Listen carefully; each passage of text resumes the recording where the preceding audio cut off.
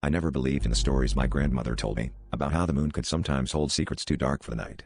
Every evening, from my bedroom window, the moon would watch over me like a silent guardian. But last night was different. The moon was full, glowing an unsettling shade of blood red, casting shadows that seemed to have a life of their own.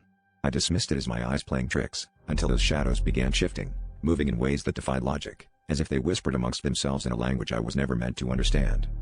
As the night deepened, I noticed something peculiar. The shadows weren't just random shapes, they formed patterns, symbols that seemed eerily familiar. It was then I remembered the old, tattered journal I'd found in the attic, filled with sketches of similar symbols. My heart pounded as I realized these were the same symbols my grandmother warned me about, the ones that could summon things better left unseen. Each shadow seemed to pulse with a sinister intent, drawing me closer to the window, as if daring me to decipher their dark message. Driven by a mix of fear and curiosity, I reached for the journal, flipping through the brittle pages with trembling hands. Each symbol had a description, a warning of what it could unleash. My breath caught in my throat when I found the one that matched the swirling shadows outside. It spoke of a night when the moon would bleed, opening a gateway to another realm, allowing the lost souls to wander the earth once more. My room, once a safe haven, now felt like a trap, with the shadows clawing at the edges of reality, eager to break through. The air grew heavy, charged with an energy that made my skin crawl. I knew I had to do something before the shadows completed their ritual.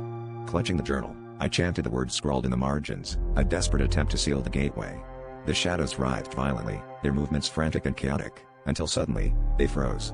Slowly, they began to recede, curling back into the corners of the room as the moonlight dimmed. As the first light of dawn crept through the window, I collapsed onto the floor, the journal slipping from my grasp. But even as the sun rose, one question lingered: what would happen the next time the moon blared red?